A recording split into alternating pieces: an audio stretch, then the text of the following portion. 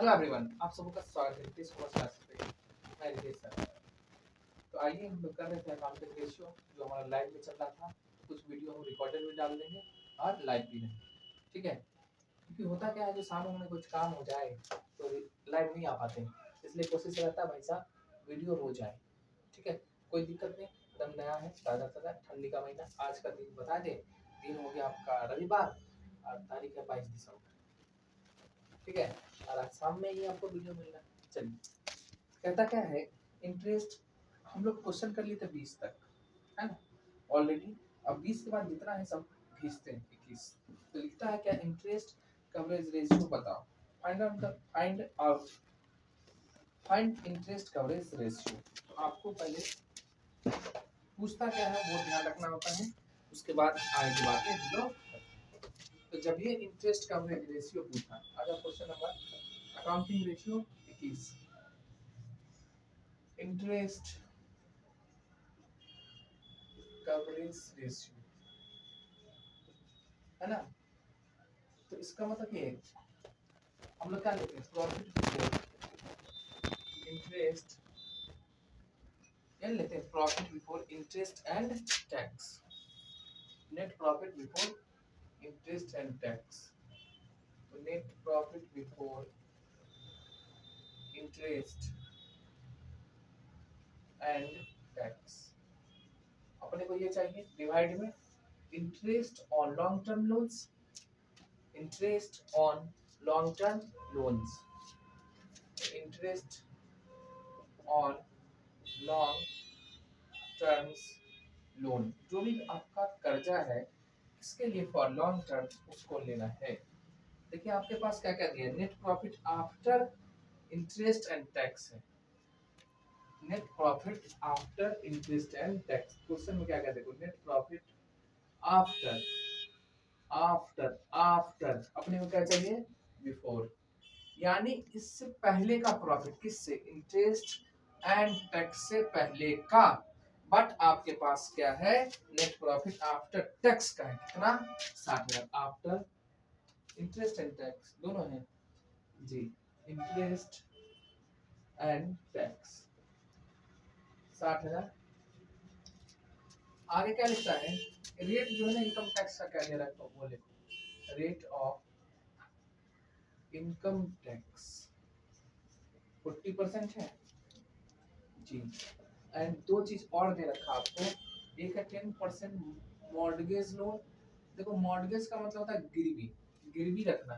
गिरवी का मतलब समझते हैं, जैसे गांव में होता है ना, गहना भरना रखते, भरना समझते हो, भरना रख के उसके बाद लोन लेते हैं। यानी किसी को मान लो बेटी की शादी है, पढ़ाना है, कोई बीमार पड़ जाए तो क्या करते हैं, अपने ज्वेलरी गहना ये सब होता है ना, या जमीन किसी को दे देते हैं, उसके बदले वो हमको पैसा देते हैं, ये मॉर्गेज होता है, गिरवी, ठीक है। ये भी लॉन्ग टर्म लोन होता है, 1 लाख। और आगे क्या दे रखा है आपको, 10% डिवेंचर, 10% डिवेंचर, कितना है, ये भी 1 लाख। अच्छा सुनो, आपको क्या चाहिए, net profit before interest and tax, interest and tax. But आपके पास क्या है, नेट प्रॉफिट आफ्टर, आफ्टर यानी इंटरेस्ट एंड टैक्स घटाने के बाद है प्रॉफिट। तो घटाने के बाद होता है, तो जैसे देखो एक वर्किंग नोट छोटा सा लिख लो, नेट प्रॉफिट बिफोर, इससे ऊपर की बातें भी होती है बट अभी के लिए आप लिखिए बिफोर इंटरेस्ट एंड टैक्स, ये चाहिए हमको, है ना जी, ये चाहिए।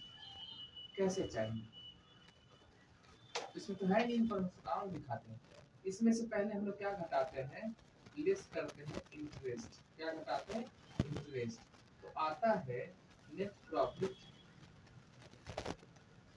आफ्टर इंटरेस्ट एंड टैक्स, यानी इंटरेस्ट के बाद नहीं, net profit after interest but before tax. आप इतना भी नहीं लिख सकते इतना बड़ा, तो आप लिखिएगा क्या, नेट प्रॉफिट बिफोर टैक्स। क्या इसका एक और नाम होता है, net profit before tax. Interest को घटाने के बाद जो बचता है वो होता है नेट प्रॉफिट बिफोर टैक्स, यानी टैक्स से पहले की प्रॉफिट है, टैक्स से पहले की profit, net profit before tax, ये हो गया। अब इसमें से हम लोग क्या घटाएंगे, इनकम टैक्स। देखो नॉर्मल चीजें, इनकम स्टेटमेंट इसको हम लोग बोलते हैं। इसमें पहले होता है सेल्स, सेल्स में से घटाते जीपी, जीपी से सॉरी सीओजीएस तो आता है जीपी, जीपी में से ऑपरेटिंग एक्सपेंस घटाते तो आता है ऑपरेटिंग प्रॉफिट। ऑपरेटिंग प्रॉफिट में क्या होता है, नॉन ऑपरेटिंग इनकम जोड़ते हैं, नॉन ऑपरेटिंग इनकम घटाते तो प्रॉफिट ये सब आता है। ठीक है, आइए अब देखो ये हो गया हमारा क्या, नेट प्रॉफिट आफ्टर, सब घटाने के बाद है इंटरेस्ट एंड टैक्स, ये आएगा। और ये आपको दे रखा है आफ्टर, यहाँ पे देखो 60,000 दे रखा है ना, बस ये हो गया। अब देखिए हम यहाँ कैसे आए, नेट प्रॉफिट में इंटरेस्ट एंड टैक्स का था बिफोर में से इंटरेस्ट घटाने के बाद आए, टैक्स घटाने के बाद आए। तो जब आप कोई चीज निकाले हैं माइनस करके, तो आप यहाँ नहीं पहुंच सकते हो, रिवर्स कर देते इसको, मतलब उल्टा, जो आइटम माइनस हुआ उसको प्लस कर दो, जो प्लस है उसको माइनस कर दो, बात खत्म। ठीक है, अरे बताओ जी। हम्म, और ध्यान का, अब इनकम टैक्स कितना है, 40%, कितना है 40%। जब इनकम टैक्स यहाँ 40% घटा हुआ तो ये वैल्यू कितना है, बताओ कितना है, 60%, तो ये कितना रहा होगा 100%। ये सब ध्यान रखना है, मतलब इनकम टैक्स का वैल्यू 40% है इनकम का, तो भाई इनकम कितना रहा होगा, ये वाली वैल्यू कितना रहा होगा 100%, तब ना 40% है। ठीक है, तो 40% घटाने के बाद आपका है कितना, 60,000। बहुत अच्छा क्वेश्चन। अब देखो ये बातें हमें पहले नहीं, ये पता था ऐसे होगा लेकिन ये नहीं अब बनाए, दिमाग में आ गया। ठीक है, चलिए, तो ये 40, ये 60, ये 100। अब बताओ, अब क्या तुमको निकालना क्या है, इनकम टैक्स कितना है, प्रॉफिट कितना। चलो हम दोनों निकालते हैं। 40% होगा और वो ये 60% है। देखो 60,000 जो है ना, कितना परसेंट है, 60%, तो 60 से गुना कर दीजिए, 100 से भाग करिएगा तो हम यहाँ पहुंच जाएंगे 100। यही 60,000 है, इसको 60 से भाग करिएगा और 40 से गुना करिएगा तो हम लोग यहाँ पहुंच जाएंगे। जी सर, आइए दिखाते हैं आपको। देखो 60% है, ठीक है, तो 60,000 डिवाइड में 60 इंटू में 100, तो 100 कर दिए तो यानी ये हो गया आपका 1,00,000। कितना है, 1,00,000। अब 1,00,000 का 40% तो कितना हो जाएगा, 40,000 नहीं होगा, तो 1,00,000 में से 40,000 घटाए तो कितना होगा, 60,000 तो होगा, हुआ कि नहीं। तो आप इसको सॉल्व करिएगा तो आएगा 1,00,000। आप नहीं चाहते हम 100% पे जाए, तो आप 40% करिएगा तो आएगा ये 40,000। ये हो गया आपका समझने की बात। अब इसको फार्मूला कहो जो कहो, लेकिन फार्मूला रोना के चक्कर में नहीं पड़ो, सिंपल सी बात। ये कितना है, ये कितना है 60%, तो 60 से भाग, अगर ये रहेगा 40 तो 40 से भाग, 30 तो 30 से भाग, 20 तो 20 से भाग करोगे, इंटू 100 अपने आप 100 में कन्वर्ट हो जाएगा, 100 में कन्वर्ट होगा। लेकिन यही आप 40 से गुना करेंगे तो 40% का वैल्यू आएगा, समझ रहे हैं, सिंपल। अब सुनो, जब ये 100% है, इंटरेस्ट आपको पता नहीं है इस पे 10% है, इस पे भी 10%, तो इन दोनों पे है 10-10%, तो भाई 1,00,000 कर्जा ई, 1,00,000 कर्जा ई, तो टोटल कितना 2,00,000, 2,00,000 पे 10% करेंगे तो कितना हो जाएगा, 20,000। कितना हो जाएगा, 20,000। क्या चीज, इंटरेस्ट, क्या चीज, इंटरेस्ट। आइए दिखाते हैं, लॉन्ग टर्म क्या है, 10% मोर्टगेज है, 10% रेट ऑफ इंटरेस्ट है, तो 1,00,000 का आप 10% करोगे कितना आएगा, बताओ जल्दी, 10,000। और ये है कितना आएगा, 10,000, तो टोटल इंटरेस्ट 20,000 आया कि नहीं आया? आया। सिंपल। अब देखो ये माइनस होके मतलब पहले इंटरेस्ट घटाए होंगे इस प्रॉफिट में से यहाँ का, तब ना 1,00,000। तो यहाँ कितना रहा होगा सोचो, कितना? Think about this. अरे भैया 1,20,000 रहा होगा। कितना? 1,20,000। कितना रहा होगा? 1,20,000। 1,20,000। सिंपल सी बात। हम क्या कि जानते हैं, ये घट के आया था ना इसमें, तो इसमें हम जोड़ दिए। तो 1,00,000 में 20,000 जोड़ेंगे तो कितना होगा? 1,20,000। अब देखो 1,20,000 में से 20,000 घटाओगे कितना आएगा? 1,00,000। 1,00,000 में से 40, 1,00,000 का 40% करेंगे 40,000, और 40,000 घटाएंगे तो कितना आएगा? 60,000। हाँ, अगर आपके बोर्ड को अच्छा स्थिति में लाना है, शिक्षा सुधार करना है, तो ये सब पूछे बिहार बोर्ड में, तब मजा आएगा जी। इस टाइप का क्वेश्चन पूछेगा तब अच्छा, पूछता ही नहीं, क्या किया जाए।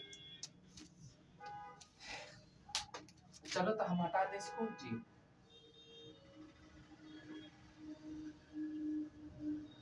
अब हमको क्या आ गया ये बताओ पहले। अपने को आ गया net profit before interest and tax, जिसकी जरूरत थी वो कितना? 1,20,000। ठीक है जी, तो आ गया 1,20,000। अरे भाई माइक गिर गया था यार।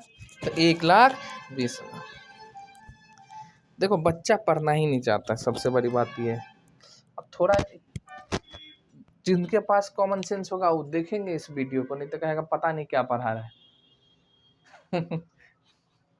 चलो क्या किया जाए, आ जाओ। तो हमारे पास में कितना आ गया? 1,20,000। अब आपको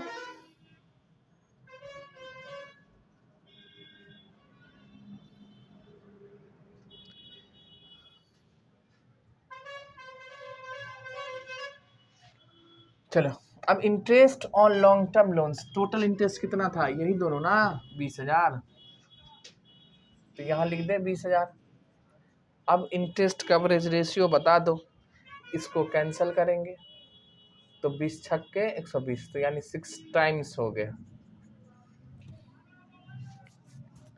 चलिए इसको आप आराम से टाइम लिए हैं, क्वेश्चन को बनाने में कम से कम 10, 12, 15 मिनट लगा होगा। 10 मिनट से तो कम नहीं लगा होगा, हम देख के बता देते हैं आपको। अरे भाई 15 मिनट लगा, तो इसका फ़ायदा उठाइए, और दोस्तों को भी उठाना है, तो वीडियो को ज़्यादा से ज़्यादा शेयर करना है। ठीक है, लिखिए। तब तक मैं अभी आया। चलो, तो अच्छा लगा क्वेश्चन, आई होप। अब 22 का था फ्रॉम द फॉलोइंग कंप्यूट करिए डेप्ट equity ratio, total assets to dept ratio and proprietary ratio. इसमें क्या क्या दे रखा आपको देखो, लॉन्ग टर्म बोराइंग्स है, लॉन्ग टर्म प्रोविजंस है, करंट लायबिलिटी है, non current assets and current assets. पहले क्या क्या है वो सुनो। सिंपल, पहले क्वेश्चन नंबर 22, ए बी, ए में है डेप्ट इक्विटी रेशियो, और दूसरा कहता है आपको बताना total assets and proprietary ratio. ठीक है, तो सबको पहले हम लिख लेते हैं ना। तो डेप्ट इक्विटी रेशियो बराबर क्या होता है? ऊपर में लिखेंगे अपने लोग डेप्ट, डेप्ट बोले तो long term loans, long terms loans. ठीक है, और डिवाइड में इक्विटी का मतलब शेयर होल्डर्स का फंड, शेयर होल्डर्स फंड। बस फार्मूला बस सेट कर देंगे, और क्या। बी कहता है total assets to dept ratio, total assets to dept ratio. अब total assets to dept ratio, तो ऊपर में क्या लिखेंगे? टोटल असेट्स डिवाइड में डेप्ट, यही होगा डेप्ट। तो डेप्ट वही लॉन्ग टर्म लोन्स। एंड सी है, कहता है अब प्रोप्राइटरी रेशियो बताओ। तो इसका मतलब ये होता है जो संस्था में जितना भी असेट्स है उसमें ऑनर का कितना इन्वेस्टमेंट है, कितना इन्वेस्टमेंट है। तो ऊपर में क्या लिखते हैं अपने लोग, शेयर होल्डर्स का फंड, शेयर होल्डर्स फंड वही इक्विटी एंड डिवाइड में टोटल असेट्स हो गया। अब भरते जाओ। तो लॉन्ग टर्म लोन्स में यहाँ क्या क्या लिखोगे ये पहले बताओ। चलो, तो long term borrowing and long term provision, current liability लिखना नहीं। चलो, तो दो चीज़ें आएगी। पहला 1,00,000 long term borrowings and long term provisions 50,000।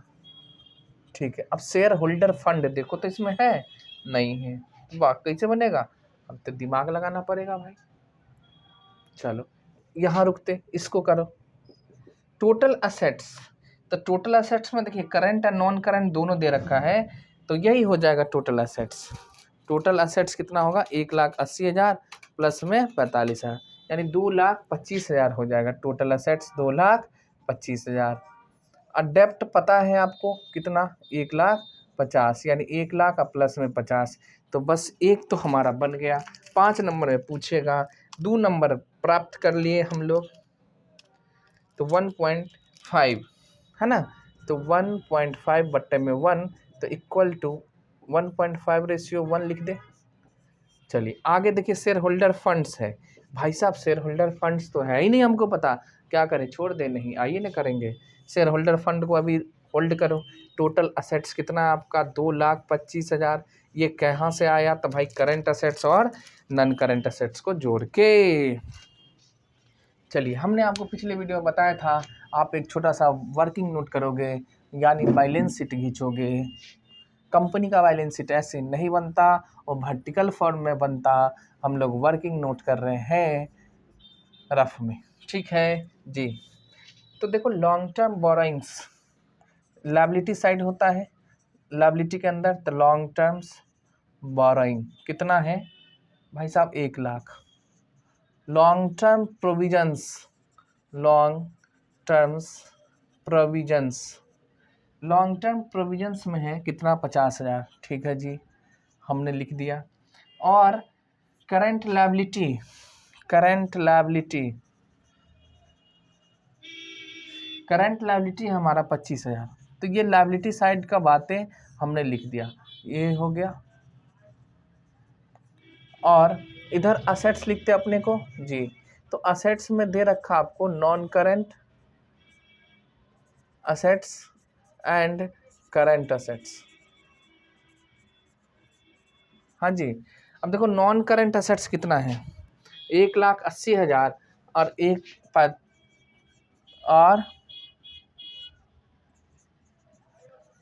45,000, total कितना हो जाएगा, 2,25,000।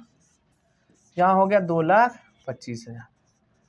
समझ में आया, आया। अरे यही ना है, देखो तो 2,25,000 टोटल असेट्स, टोटल असेट्स हो गया। ठीक है, अब क्या इसको आप जोड़िए, पूर्ता है 2,25,000, जोड़ो एक बार। तो सर जी 1,75,000 आ रहा है, 1,00,000 प्लस में 50,000 प्लस में 25,000, 1,75,000 माइनस करोगे 2,25,000, तो यानी यहाँ जो डिफरेंस आया कितना आया, 50,000। ये क्या होता है, ये क्या होता है, ये क्या होता है, तो ये होता है शेयर होल्डर्स फंड। ठीक है जी।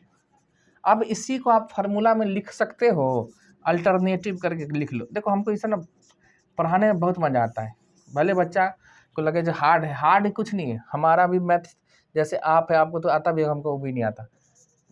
शेयर होल्डर्स फंड खाली आप प्रैक्टिस करो ना। देखो शेयर, अभी पिछले वाले क्वेश्चन की बनाए तब तो उसमें कुछ आया जो हम आपको बताएं। तो शेयर होल्डर फंड्स में की होगा, ये तीनों जुड़ा है, ये माइनस है, यही ना होगा, तीनों जुड़ा है, माइनस है, या ये दोनों जोड़ दो, इसको घटा दो, तो लिखो नॉन करेंट। दूसरा तरीका अगर फार्मूला से बनाइएगा तो असेट्स प्लस में करंट असेट्स यानी बैलेंस शीट का, minus long terms loan and plus में करंट लायबिलिटी या नॉन करंट, यहाँ पे नॉन करंट लायबिलिटी भी लिख सकते हैं। अब देखिए नॉन करंट असेट्स कितना है, 1,80,000 प्लस में 45,000, अब माइनस में ये सब बातें 1,50,000 और प्लस में 25,000। ठीक है, इसको एक साथ लिखो। अब देखो ये 2,25,000 हो जाएगा, हुआ था, देखो है कि नहीं जोड़, 2,25,000, इसमें से 1,75,000 इन तीनों का जोड़ था जी, घटा दीजिए तो कितना आएगा, 50,000 आएगा कि नहीं आएगा बताओ। तो शेयर होल्डर फंड्स आ गया कितना, 50,000। समझे, तब जैसे आपकी मर्जी वैसे कर सकते हैं, हमने आपको दोनों तरीका बताया। लेकिन कहोगे अच्छा कौन है, तो अच्छा ये है, इसमें गलतियां कम होती है। आप यहाँ क्या जोड़े क्या घटाए, प्लस माइनस में कंफ्यूज हो जाओगे। ठीक है, चलो तो शेयर होल्डर फंड्स में लिखे 50,000, यहाँ भी लिखेंगे 50,000, हो गया। अब देखो ना 1.5 लाख है, दोनों को जोड़ो और डिवाइड करो 50,000 से, तो कितना होगा, 3/1, यानी 1:3 हो जाएगा। ठीक, ये भी डन, ये भी डन, इसको आ जाओ करे तो ये पॉइंट में आ जाएगा। करो 50,000 भागा में 2,25,000, तो हो जाएगा 0.22, 0.22 बट्टा में 1, तो 0.22:1। चलिए लिखिए। तो ये था हमारा क्वेश्चन नंबर 22। हम एक एक करेंगे, एक भी नहीं छोड़ेंगे, इसलिए टेंशन लेने की कोई बात नहीं।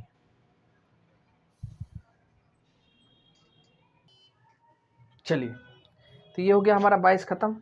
इसके बाद है आपका एक्टिविटी रेशियो, या फिर इसको हम कहते हैं टर्नओवर रेशियो। ठीक, तो रेशियो में हम लोग टोटल कितने, 4 हैं। कौन कौन, liquidity, solvency, activity and profitability. तो हम लोग अभी लोग लिक्विडिटी एंड सॉल्वेंसी झेले हैं, ख़त्म कर लिए। एक्टिविटी एंड 2 बच गया हमारा। ठीक है, तो चलो एक्टिविटी रेशियो के बारे में हम आपको लिखा दें, और जानते हैं एक्टिविटी में टोटल 7 है, थोड़ा लंबा है, तो लिखोगे एक्टिविटी रेशियो, या इसको हम बोलते हैं टर्नओवर रेशियो। चलिए, तो थोड़ा नोट्स इसका लिख लीजिए, क्योंकि हम लाइव में लिखा दिए हैं तो सबका लिखा दे, काहे छोड़े। एक्टिविटी आराम से करेंगे, कोई जल्दबाजी नहीं। रेशियो, या इसी का एक और नाम होता है टर्नओवर रेशियो। ये आपके रेशियो बहुत काम आता है, रेशियो एनालिसिस। अगर कोई टैली उली सीखे होइएगा तो वहाँ भी आपको ये दिखा होगा, रेशियो एनालिसिस करके गेटवे ऑफ टैली पे।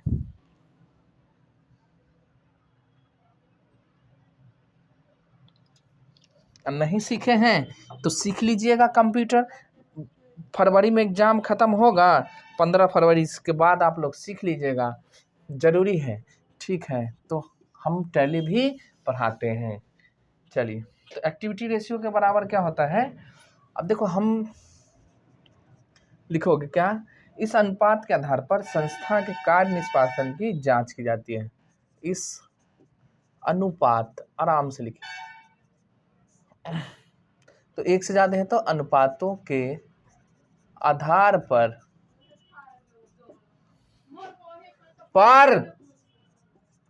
संस्था के कार्य निष्पादनों का मतलब जो काम कंप्लीट होता है, ठीक ना, की जांच की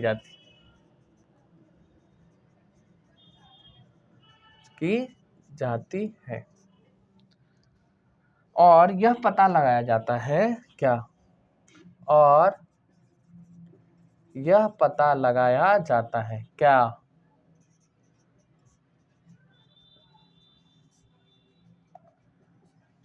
कि संस्था की उपलब्ध संसाधनों संस्था की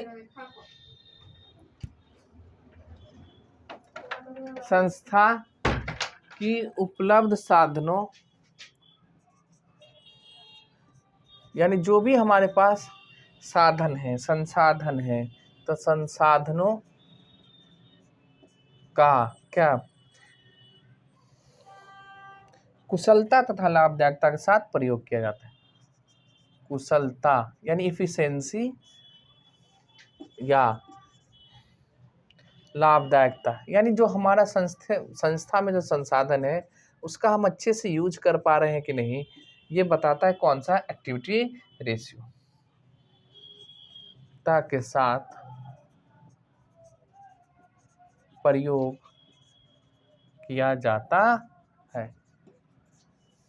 बस अगर आपको थ्योरी पूछेगा तो इतना ही लिखना है, क्या संस्था के कार्य निष्पादन की जांच की जाती है, यानी जो हमारा वर्क हो रहा है, परचेज, सेल, एक्सपेंसेस, ये सब, और जो आपके संसाधन हैं, मटेरियल था, डेटर है, कैश है, बैंक का पैसा है, ये सब है, उसका क्या आप ज़्यादा से ज़्यादा यूज कर रहे हो, इफ़िशेंसी में यूज कर रहे हो, कि ये नहीं जो ज़्यादा एसेट्स आ गया अब यूज ही नहीं होता, रॉ मटेरियल ज़्यादा ले आए यूज ही नहीं हो रहा है, सेल ज़्यादा है बट प्रोडक्शन नहीं हो पा रहा है। तो इन सब को जांचने के लिए किस रेशियो में हम लोग करते हैं, एक्टिविटी रेशियो। ठीक है, आगे लिखेंगे टाइप्स ऑफ एक्टिविटी रेशियो, कितने तरह के होते हैं, types of activities ratio, activity ratio. ठीक है, तो नाम लिखोगे, पहला स्टॉक। अब ये देखो, बस नाम है, इसका भी हम आपको बता देंगे, एकदम तुरंत याद हो जाएगा। इन्वेंट्री, स्टॉक या इन्वेंट्री, टर्नओवर रेशियो। देखो टर्नओवर का मतलब होता है यहाँ पे सेल्स, क्या होता है, सेल। ठीक है, तो इन्वेंट्री टर्नओवर रेशियो का मतलब होता है सेल्स। तो ये क्या बताएगा आपको, ये बताएगा जो हमारा जो सेल हो रहा है, ठीक है, उसमें बेचेंगे माल की लागत की क्या है, मतलब जो बचा स्टॉक COGS है उसका क्या रेशियो है। ठीक है, तो लिखते चले, स्टॉक टर्नओवर रेशियो बराबर क्या, COGS, cost of good sold, या कॉस्ट ऑफ रेवेन्यू, यानी आपका जब टर्नओवर नहीं दिया रहेगा तब COGS लेना है, या फिर cost of revenue from operation, cost of, turnover का मतलब सेल्स, तो यहाँ पे ऑपरेशंस, सेल्स, जब ये दोनों नहीं रहे तो लेना है आपको COGS, cost of revenue from क्या चीज़, ऑपरेशंस, लिखते चलिए, एंड सेल्स। जिन बच्चों के पास नोट्स नहीं है वो साथ में करते चलिए। अब देखो टर्नओवर लास्ट में, तो उसको ऊपर, स्टॉक को नीचे लिखना, क्या लिखना आपको, स्टॉक को नीचे। स्टॉक में कौन सा, एवरेज स्टॉक, एवरेज स्टॉक। ठीक है, बस हो गया। हमको पता है क्या, COGS बराबर क्या होता है, कॉस्ट ऑफ गुड्स सोल्ड बराबर क्या होता है, कॉस्ट ऑफ गुड्स सोल्ड बराबर क्या होता है, बहुत दिन बताएं, कितना बार बताएं, तो ओपनिंग स्टॉक प्लस में डायरेक्ट एक्सपेंस, या नेट, पहले लिख लो नेट परचेज, नेट परचेज मतलब परचेज में से परचेज रिटर्न घटा देना है, या ड्राइंग सोरिंग्स जो भी हो जिससे गुड्स कमता है, एंड डायरेक्ट एक्सपेंस माइनस करना है आपको क्या चीज़, क्लोजिंग स्टॉक। ये सब 11वीं की है, हो गया। और एवरेज स्टॉक का मतलब किसका भाई, दो का, तो एवरेज स्टॉक इसके नीचे लिखे, देखिए चलो, एवरेज स्टॉक बराबर ओपनिंग स्टॉक, क्या चीज़, ओपनिंग स्टॉक, एंड प्लस करना है आपको closing, closing stock divide 2 average. अगर मान लो एवरेज स्टॉक नहीं दिया या ओपनिंग स्टॉक नहीं दिया तो क्लोजिंग स्टॉक को ही क्या मानते हैं हम लोग, एवरेज। यहाँ पे नोट डाल के लिख लीजिए, यदि क्या ओपनिंग स्टॉक नहीं है opening stock oblique average stock, या एवरेज, देखो एवरेज दिया रहेगा और ओपनिंग दिया रहे तो क्लोजिंग निकल जाए, या एवरेज दिया रहे क्लोजिंग दिया रहे तो ओपनिंग निकलेगा, या ओपनिंग एवरेज दिया रहे तो क्लोजिंग निकल जाएगा। लेकिन मान लो दोनों नहीं दिया है ना, नहीं दिया हो तो क्या करना आपको, तो क्लोजिंग स्टॉक को ही लेना है, यानी क्या मान के, एवरेज। तो एवरेज स्टॉक के जगह पे आप क्लोजिंग स्टॉक भी लिखेंगे, कब, जब ना आपके पास ओपनिंग है ना एवरेज स्टॉक दे रखा है, तब क्लोजिंग स्टॉक को ही हम लोग एवरेज में यूज करते हैं। ठीक है, बता, हो गया, इसको हटाया जाए जी।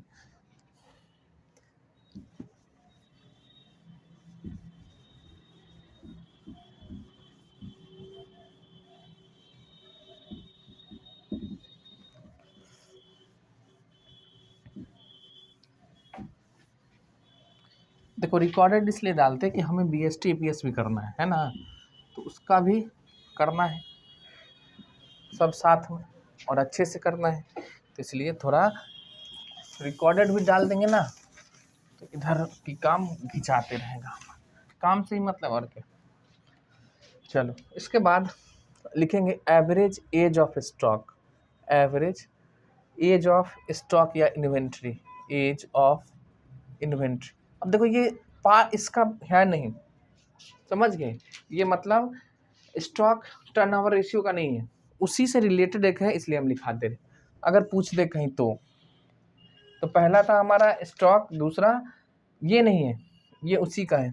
अब देखो डेज इन ए ईयर, एक साल में कितने साल, एक साल में कितने दिन, और यहाँ लिखना आपको inventory turnover, inventory turnover ratio, यानी टर्नओवर रेशियो जो अभी निकालेंगे उससे। अब डेज इन ईयर तो 365 भी हो सकता है, 366 भी। 66 कब होगा 300, जो ईयर लीप ईयर हो। लीप ईयर क्या होता है, 4 साल बाद आता है, नहीं ये गलत है, वो ईयर ध्यान से। अब देखो 4 साल बाद कहोगे आता है, तो मान लो 2023 में अभी अपने लोग हैं, तो 4 साल बाद तो 27, तो 27 थोड़ी ना लीप ईयर है जी, नहीं। आपको ये बताना है जो ईयर, ध्यान से सुनोगे, जो ईयर 4 से डिवाइड हो जाए, 4 से डिवाइड, जैसे 2024 4 से डिवाइड होगा, 2028 4 से डिवाइड होगा। अब मान लो तुम पैदल ही हो 2023 में, तो आपके लिए 4 साल तो 27 हो जाएगा, तो 27 में थोड़ी ना लीप ईयर है जी, नहीं।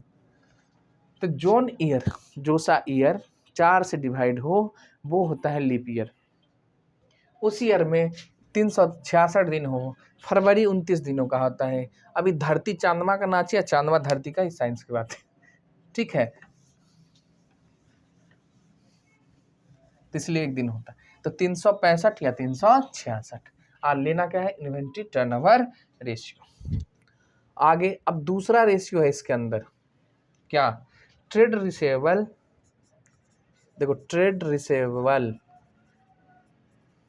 रिसेवेबल, बिल्स रिसेवेबल, ठीक है, और इसका एक और नाम होता है डेटर टर्नओवर रेशियो। अब देखो डेटर टर्नओवर रेशियो है, तो अब बताओ डेटर कहाँ आता है, जब क्रेडिट सेल हो, क्या हो, क्रेडिट सेल हो।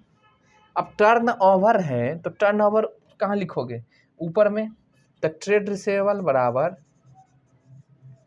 कैश सेल्स तो लेंगे नहीं, ठीक है, टर्न ओवर, तो भैया कौन सा टर्न ओवर, सेल, कौन सा sale, credit sale, credit sale, ठीक है, डिवाइड में एवरेज। अब ये लिखो ना एवरेज ट्रेड रिसेवेबल, देख रहे याद, नाम में ही फॉर्मूला में, ठीक है, एवरेज ट्रेड रिसेवेबल। अब आपको पता है क्या, क्या इसका एक और होता है debtor turnover ratio, debtor turn, DTR turn over ratio. एक और होगा क्या, क्रेडिट सेल डिवाइड में, अच्छा सुनो यहाँ पे होगा क्या, हम बता देते, डिवाइड में average debtor, average debtor. Trade receivable में दो चीज़ें होती हैं, क्या होती है, दो चीज़ें, क्या क्या, एक बिल्स रिसेवेबल भी और डेटर भी। अब मान लो अगर आपको बिल्स रिसेवेबल नहीं है तो केवल डेटर है, तो डेटर को ही एवरेज लेना है, समझ गए। एवरेज का मतलब दोनों को लेके 2 से डिवाइड कर दोगे, ठीक है। आ जाइए। तो फिर यहाँ पे लिखे हम लोग एवरेज, इसी का पार्ट है ट्रेड रिसीवेबल कैसे निकालोगे। तो ट्रेड रिसीवेबल में दोनों चीज आता है, ठीक है। तो बराबर ओपनिंग ट्रेड रिसीवेबल प्लस में closing trade receivable, closing trade receivable. अब बताओ क्या क्या होता है, डिवाइड में 2, तो इसमें दोनों होगा, बी आर का ओपनिंग प्लस में डेटर का ओपनिंग, बी आर का क्लोजिंग प्लस में डेटर का क्लोजिंग, बस हो गया, यही तो है।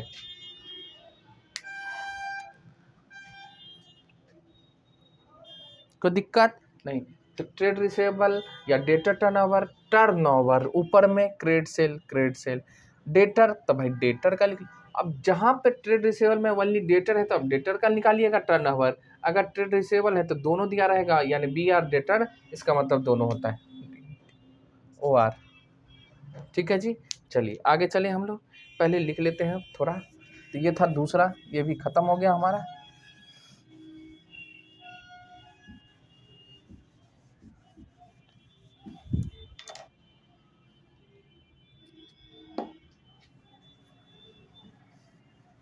जी करता है तुझे अपना बन, देखो थ्योरी नहीं लिखा है, टाइम ज़्यादा लग जाएगा। हमारी तो मर्जी थी फार्मूला भी ना लिखा है आप लोगों को और डायरेक्ट क्वेश्चन कराए, समझ गए। तो क्वेश्चन से ही हमारा फार्मूला हो जाता ख़त्म, लेकिन चलो लिख लेते हैं, क्या जाता है। तो इसीलिए थोड़ा इस चैप्टर में आपको टाइम लग रहा है और क्वेश्चन भी जाते हैं। इसके बाद है एवरेज कलेक्शन पीरियड, तीसरा एवरेज कलेक्शन पीरियड, या फिर बोलते इसको डेटर कलेक्शन पीरियड। देखो कलेक्शन मतलब पैसा आएगा, कहाँ से आएगा, जब हम उधार बेचे रहते हैं, जब हम उधार बेचे तो डेटर से रिलेटेड है ना। तो कहता है ये कितने दिनों में तुम कलेक्ट कर लोगे, किससे, फॉर डेटर से, डेटर से आप कितने दिनों में पैसा कलेक्ट कर लोगे वो बता रहे हैं। तो लिखेंगे एवरेज कलेक्शन पीरियड या डेटर कलेक्शन पीरियड बराबर, हाँ अब यहाँ पे चलो, अभी यहाँ चलो लिख देते हैं, पर डे हो, डे के हिसाब से निकालो, या मंथ का निकालेंगे, मंथ्स का, या फिर वीक, WEEK, हाँ एक का मतलब कमजोर भी होता है वो भी, या तो आप पर डे का निकालो, पर मंथ का निकाल सकते हो, या फिर पर वीक का। तो लेना है क्या, एवरेज ट्रेड रिसीवेबल। अब ट्रेड में आपको पता है क्या क्या आता है, ट्रेड में डेटर का भी और बीआर का भी रहेगा। तो अगर मान लो आपके पास केवल डेटर है तो बीआर नहीं रहेगा, तो हम लोग डेटर का लिखेंगे, बात खत्म है, कलेक्शन उसी से होता है जी।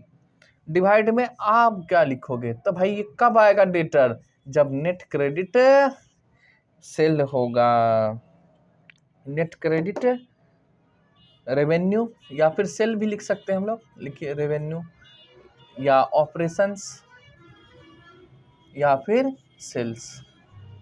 अब मल्टीप्लाई कितना से करोगे, अच्छा 100 कैसे करोगे, अगर मान लो डेज में निकालना है तो पर डे से, अगर वीक में निकाल, ठीक है पर डे, और मंथ में निकालना होगा तो 12 से, अब वीक में रहेगा तो 52 से। चलो तो पर डे में हम लिख दे यहाँ, तो 365 हो सकता है या फिर 366, या मंथ में रहेगा तो भाई एक महीने, साल में 12 मंथ और सप्ताह में 52 सप्ताह।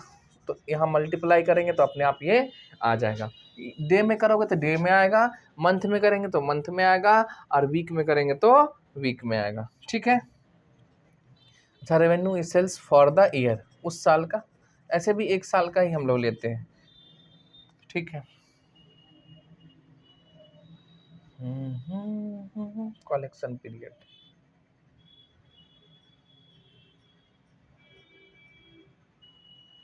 या एक और होगा, लिख लो क्या, एवरेज कलेक्शन, ठीक है। 12 मंथ्स, जहाँ पे आपको रेवेन्यू फ्रॉम ऑपरेशन नहीं दिया रहेगा तो यहाँ पे ट्रेड रिसेबल टर्न रेशियो दिया रहेगा। अच्छा आप बताते क्या होता है, या 12 मंथ्स 365 या 66 दिन या 52 वीक, जो भी है, ठीक है। उसके बाद डिवाइड करना है आपको किससे, ट्रेड रिसेवेबल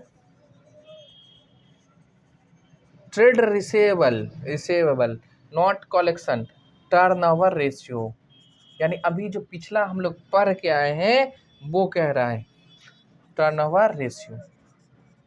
तो आप इस दोनों में कंपेयर करो, तो एवरेज ट्रेड रिसेवेबल नहीं रहे या फिर नेट क्रेडिट रेवेन्यू फ्रॉम ना रहे, लेकिन आपको क्या दिया रहेगा, ट्रेड रिसेवेबल टर्नओवर। तो ट्रेड रिसेवेबल टर्नओवर दूसरा वाला अभी जस्ट पढ़े क्या, टर्नओवर बोले तो क्रेडिट सेल डिवाइड में एवरेज किसका, ट्रेड रिसेवेबल का, यानी डेटर एंड क्रेडिटर का दिया रहेगा, तब यूज करना है, ठीक है।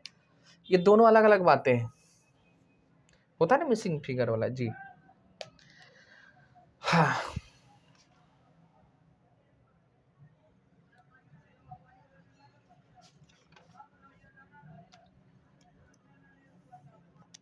तीसरा, उसके बाद चौथा। अब देखो एवरेज कलेक्शन के बाद जब कलेक्शन हो तो पेमेंट भी होना चाहिए, तो एवरेज पेमेंट किस से रिलेटेड होगा बताओ, एवरेज पेमेंट क्रेडिटर से या फिर क्रेडिटर्स टर्नओवर रेशियो। अच्छा पहले टर्न ओवर रेशियो, अब ध्यान दो, टर्न ओवर तो भाई क्रेडिटर कब आता है, जब परचेज हो, यानी इसका मतलब ये रेशियो क्या है, जो क्रेडिटर को हम कितने दिनों में पेमेंट कर पाएंगे। तो नेट क्रेडिट परचेज सेल तो होगा, सॉरी, अगर कैश परचेज है तो क्रेडिटर तो आएगा नहीं, पेड तो करना ही नहीं है। तो नेट क्रेडिट सेल डिवाइड में एवरेज क्या, पेमेंट, यानी एवरेज ट्रेड पेबल्स।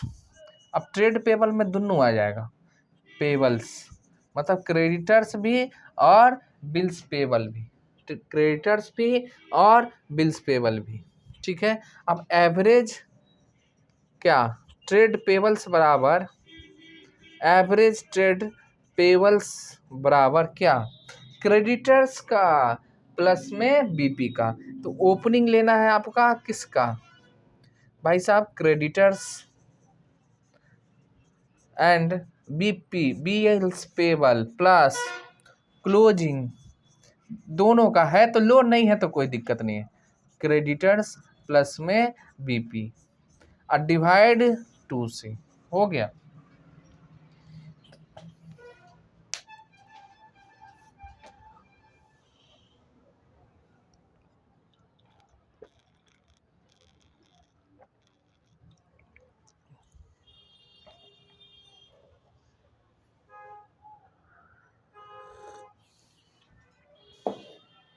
ठीक है जी, जी चलिए हटाया जाए। तो 4 तो हम झेल लिए, 3 और है, कर लेते हैं, उसको क्वेश्चन की बातें करेंगे। उसके बाद लास्ट रेशियो एक बचेगा आपका, प्रॉफिटेबिलिटी रेशियो। क्वेश्चन आता है उस सबसे, इससे भी आया है 2020 के क्वेश्चन बैंक में देखो, या 19 में आया है इससे। हाँ चलिए,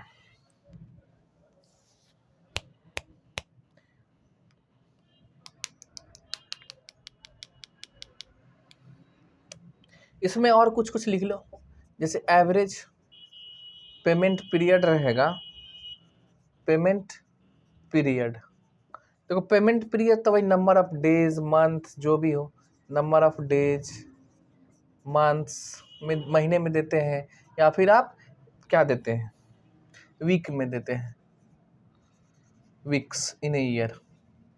डिवाइड में पेमेंट, तो ट्रेड पेबल्स या क्रेडिटर्स टर्नओवर। जब पूछेगा एवरेज पेमेंट पीरियड बताओ, तब क्रेडिटर्स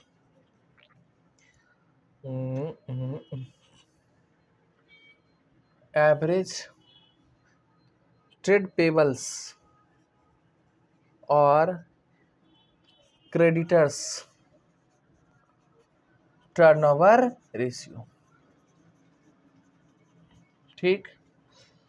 हो गया। जब क्रेडिट परचेज ना रहे तो नोट डाल के लिख लो भाई, जब क्रेडिट परचेज नहीं दिया रहे तो जब क्या रहेगा, net purchase, net credit purchase,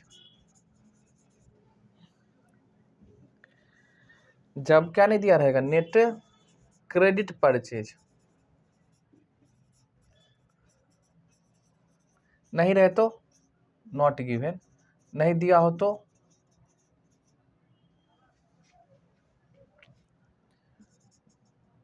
नहीं दिया हो तो क्या करोगे, तो टोटल परचेज को ही हम लोग लेंगे, टोटल परचेज को ही लेंगे नेट क्रेडिट परचेज।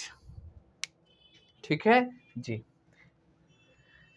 तो हमारा ये था कौन सा, तीसरा नहीं चौथा, पांचवा लिखिएगा, working capital turnover, working capital turnover ratio. अच्छा, क्वेश्चन जो पीछे किए हैं उसमें ही बहुत आया था वर्किंग कैपिटल, वर्किंग कैपिटल। अब यह वर्किंग कैपिटल टर्नओवर रेशियो, तो भाई टर्नओवर है तो सेल से ही रिलेटेड होगा, किससे, सेल से ही रिलेटेड होगा। तो आपको हम क्या बताएं, टर्नओवर है तो ऊपर में क्या लिखना भाई साहब, रेवेन्यू फ्रॉम ऑपरेशंस, रेवेन्यू। अब यही पूछेगा वर्किंग कैपिटल तब होता है करंट असेट्स माइनस में करंट रेशियो, यहाँ कह रहा वर्किंग कैपिटल टर्नओवर रेशियो बताओ, यानी वर्किंग कैपिटल को कंपेयर करना है किससे, सेल्स से। तो रेवेन्यू फ्रॉम कौन सा, ऑपरेशंस। अब यहाँ पे आपको टोटल को लेना है, net sales, not cash and credit, net sales होना चाहिए। ठीक है, वर्किंग कैपिटल और डिवाइड में क्या, वर्किंग कैपिटल से करोगे, किससे, वर्किंग कैपिटल से। टर्नओवर भाई सेल को कहते हैं हम लोग टर्नओवर, तो ऊपर, वर्किंग कैपिटल तो वर्किंग कैपिटल नीचे, बात खत्म हो गया। या एक और हो सकता है, अगर मान लीजिए रेवेन्यू फ्रॉम ऑपरेशंस या नेट सेल्स नहीं है तो एक चीज को और लीजिएगा आप, जो दिया रहेगा तो COGS, cost of goods sold. ठीक है, और आपको पता है, चलिए लेकिन हम आपको लिखवा देते हैं, वर्किंग कैपिटल बराबर क्या होता है, वर्किंग कैपिटल, नॉट टर्नओवर अलग चीज है और वर्किंग कैपिटल अलग, current assets minus current liabilities. यही करंट रेशियो रहेगा तो डिवाइड हो जाता है। बोलो बोलो जल्दी बोलो, हो गया।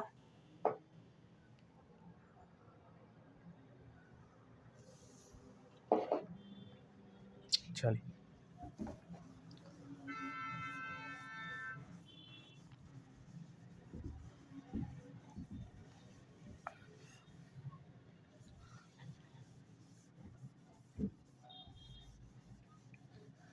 आएगा मजा अब बरसात का, तेरी मेरी दिलकश मुलाकात का। अब अगला लिखोगे फिक्स असेट्स, ये क्या था, सीरियल नंबर भूल जाते भाई, वर्किंग कैपिटल छठा, छठा। ठीक है, work fix assets, fix assets turn over.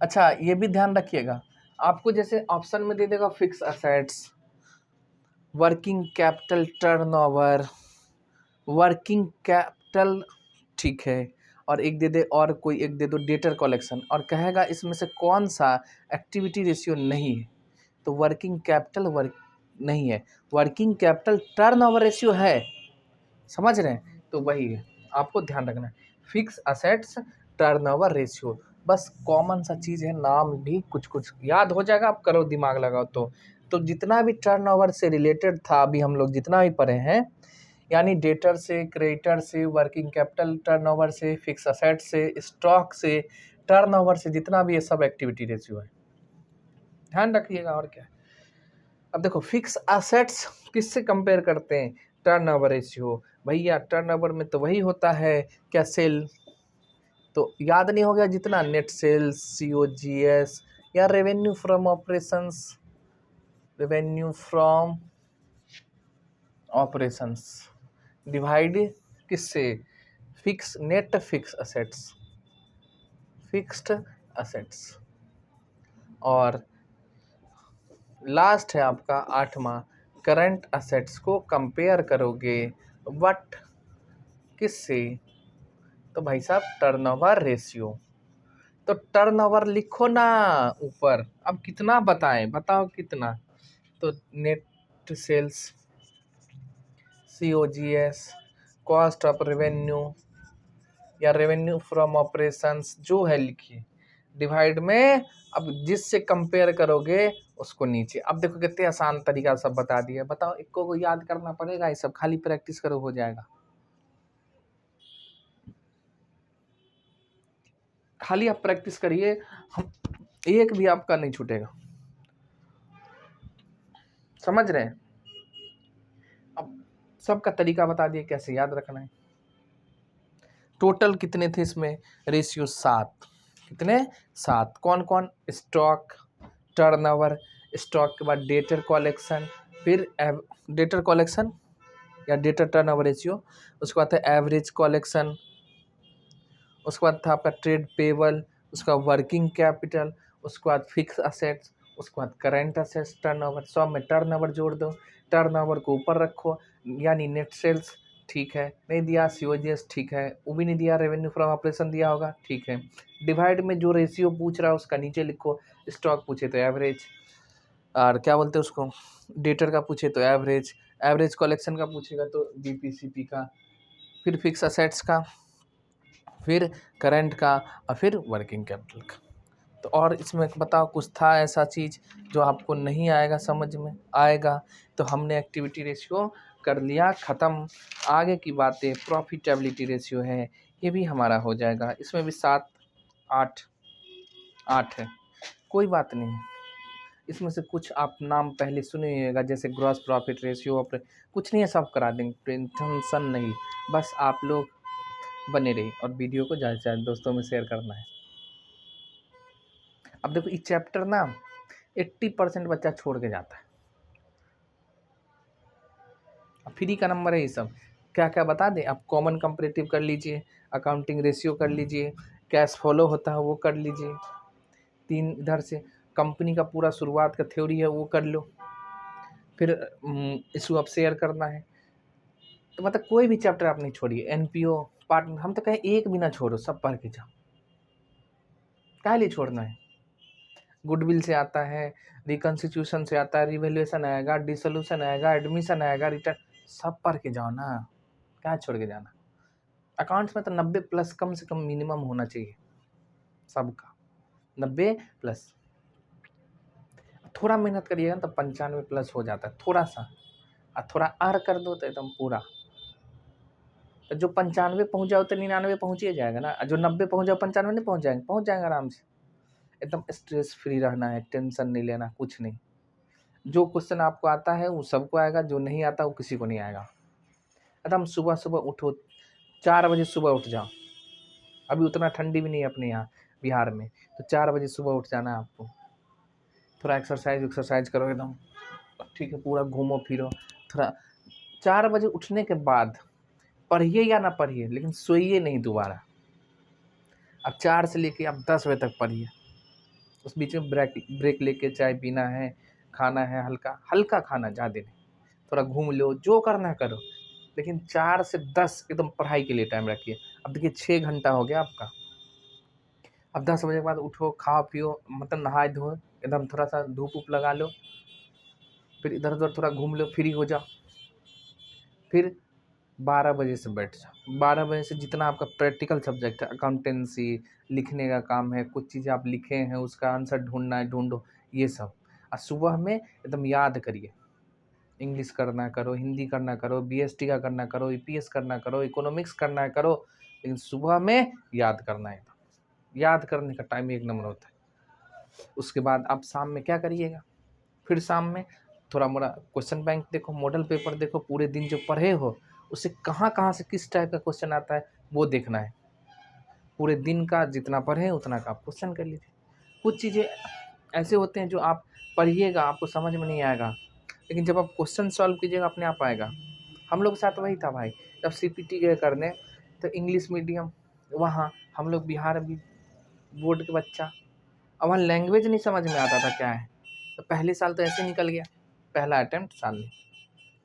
पहले अटेम्प्ट के लास्ट में क्वेश्चन बैंक आता था, स्कैनर बोलते थे उसको, स्कैनर लिए बस क्वेश्चन बनाते थे और किताब में ढूंढते थे लाइन का है, पूरा किताब ढूंढ ली, ओ ऐसे पढ़ना है, तो उसके बाद ना किताब पढ़ने लगे और उसी लाइन में से उठा के रख देता। अरे इतना याद हो गया तो क्या करे, किस्मत में जो रहता है वही होता है भाई। इसलिए गलत दोस्तों, गलत यार, गलत संगत, सब चक्कर में नहीं पड़िए और आराम से पढ़िए। चलिए, उसमें गलतियाँ हमारी भी होती है, सबकी गलती होती है, सामने वाला का कुछ नहीं गलती होता, लेकिन कभी कभी अफसोस बहुत होता है, जो होना था वो नहीं कर पाए, समझ गए। आइए, तो अभी नहीं तो कभी नहीं, क्योंकि अब 1 महीना फिर दोबारा थोड़ी ना आपको इंटर का एग्ज़ाम देना। चाहते भी हो, बताओ, चाहते हो जो दे, अच्छा लगेगा नहीं ना, एक ही बार तो देना, बस दो, आ जाओ। तो एक्टिविटी रेशियो में हम लोग क्या करें, क्वेश्चन करा दे इसमें, चल 1-2 करते हैं, इसलिए कि वीडियो अपलोड करने में भी टाइम लग जाता है। कहता है कैलकुलेट करो स्टॉक टर्नओवर रेशियो। देखो स्टॉक टर्नओवर पहले आ गया, टर्नओवर तो टर्नओवर ऊपर नीचे, स्टॉक बात खत्म है। चलिए करें, आइए हम लोग साथ में करते हैं। कहता है ओपनिंग स्टॉक है, क्लोजिंग स्टॉक है, रेवेन्यू फ्रॉम ऑपरेशन है, जीपी है और रेवेन्यू फ्रॉम ऑपरेशंस। एकदम अभी जो नोट्स लिखा है एकदम सामने खोलो, हम देखो, हम भी खोल के रखते हैं, जहाँ जहाँ देखना होगा देख के करेंगे, और क्या है, 1 बार 2 बार 3 बार करेंगे, कोई दिक्कत नहीं है। इसको हटाया जाए, एकदम नोट्स जो अभी पूरा लिखे हैं उसको सामने रखिए और देखिए उसमें कहाँ पे लिखा है स्टॉक टर्नओवर रेशियो। और जब चैप्टर तुम्हारा हो जाएगा पूरा तब ना क्वेश्चन बैंक, तो क्वेश्चन बैंक में क्या होता है, कभी यहाँ से उठा के पूछ दे, कभी वहाँ से पूछ दे, कन्फ्यूज आ जाओगे। तो पहले बुक को करो ख़त्म, उसके बाद क्वेश्चन नंबर 23 कहता है कैलकुलेट करिए स्टॉक टर्नओवर रेशियो। अब पूछा है आपको, स्टॉक इन्वेंट्री दोनों एक ही होता है, स्टॉक टर्नओवर रेशियो। चलिए क्या क्या दे रखा, आप पहले वो लिखो। सर जी ओपनिंग स्टॉक है, तो लिखिए ना ओपनिंग स्टॉक कितना है, 29,000। क्लोजिंग स्टॉक है, लिखिए क्लोजिंग स्टॉक कितना भाई, 31,000। एंड रेवेन्यू फ्रॉम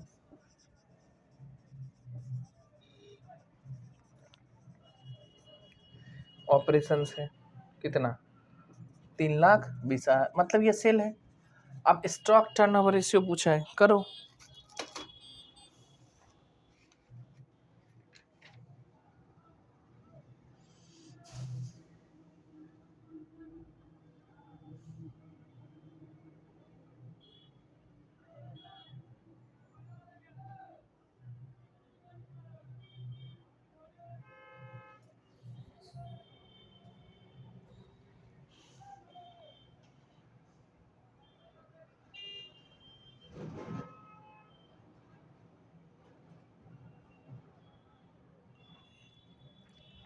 ठीक है, अब देखो यहाँ जब पूछा स्टॉक टर्न ओवर रेशियो, और एक चीज़ और था, जीपी ग्रॉस प्रॉफिट, है ना, ग्रॉस प्रॉफिट ऑन रेवेन्यू 20% है, ऑन ग्रॉस प्रॉफिट 20% ऑन किस पे, रेवेन्यू फ्रॉम ऑपरेशंस। तो हम क्या लिखे, वह 3 चीज़ें लिखे, COGS, नेट सेल्स और रेवेन्यू फ्रॉम ऑपरेशंस, यही है ना, डिवाइड में एवरेज स्टॉक। अब देखो COGS यहाँ से निकल सकता है तो निकालो, तो COGS निकल सकता, आ जाओ। तो यहाँ हम लोग क्या लेंगे COGS को, अगर COGS नहीं रहता तो रेवेन्यू फ्रॉम ऑपरेशन, तो कैसे पता चलता, जीपी नहीं रहता उसमें, तो gross COGS cost of goods sold बराबर क्या होता है बताओ, सेल्स माइनस जीपी, यही होगा।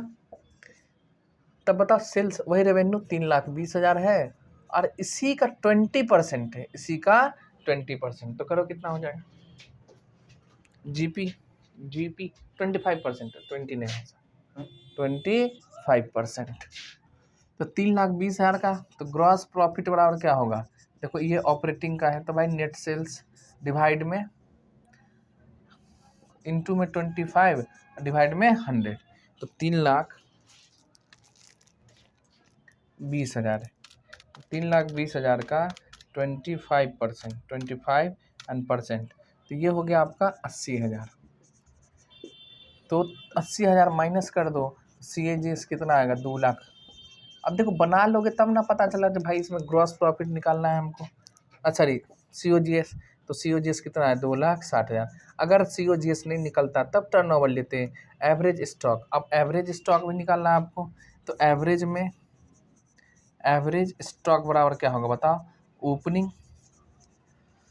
प्लस में ओपनिंग स्टॉक प्लस में क्लोजिंग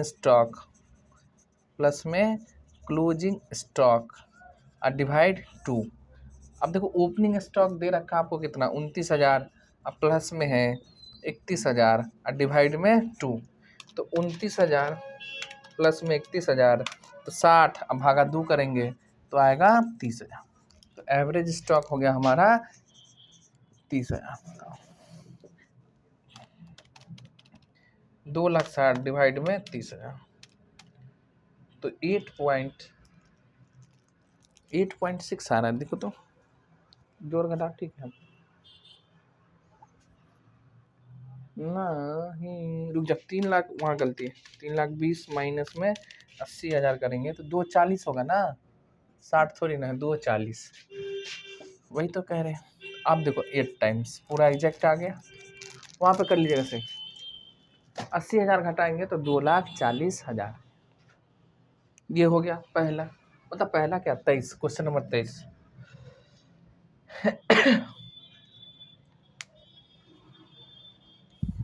हटाए जी। क्वेश्चन नंबर 24 देखिए आप। 24 में भी यही कहा। अब उसमें क्या क्या है वो देखो।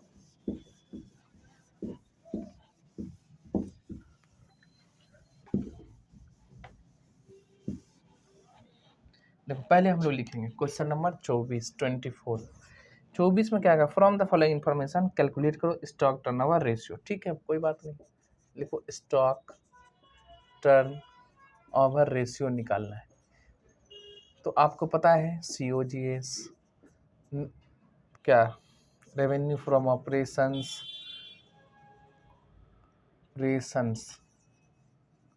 एंड क्या लेना है आपको? एक और तीनों में से नेट सेल्स, तो जो रहे वो लेना है। पहले फोकस रहेगा COGS पर और डिवाइड में एवरेज स्टॉक। देखो क्या क्या दे रखा आपको, थोड़ा सा नीचे लिखते हैं।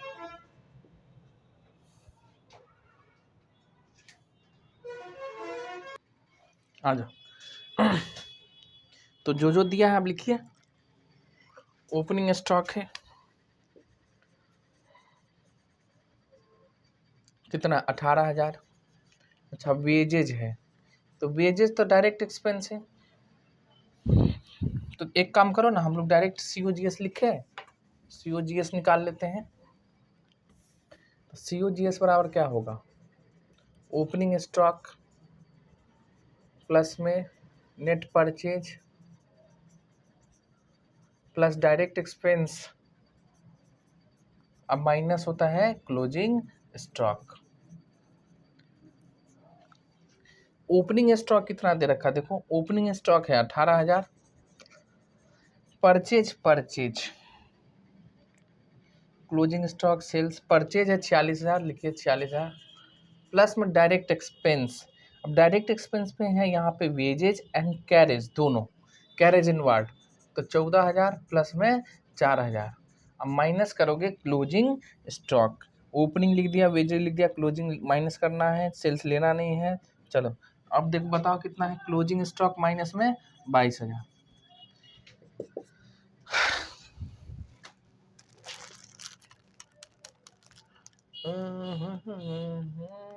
वेजेस ठीक, तो 18,000 प्लस में 46,000 प्लस में 14,000 प्लस 4,000 18 प्लस में 46 प्लस में 4000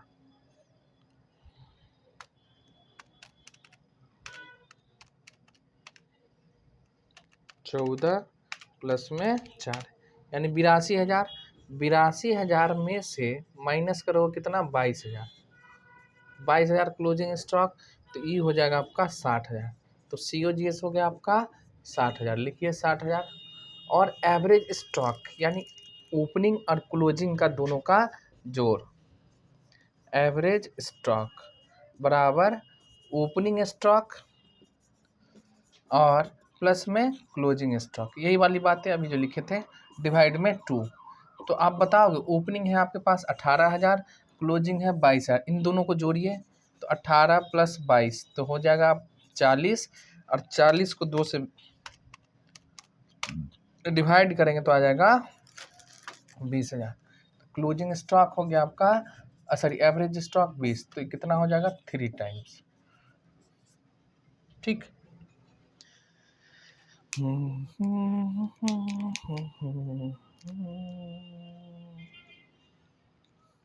चले क्वेश्चन नंबर 24 हो गया ख़त्म।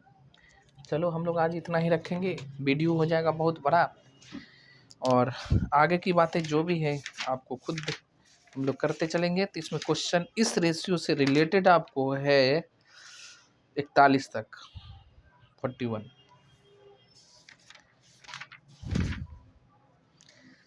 दिल धड़कता है मेरा, क्या कर तू ये बता, क्या कर, कोई बात नहीं। चलिए बाय बाय, हम लोग फिर मिलते हैं नए वीडियो में, तब तक के लिए टाटा। और दोस्तों में क्या करोगे, शेयर, नए हो तो सब्सक्राइब, वीडियो को लाइक करना बिल्कुल नहीं भूलना। Bye bye bye bye.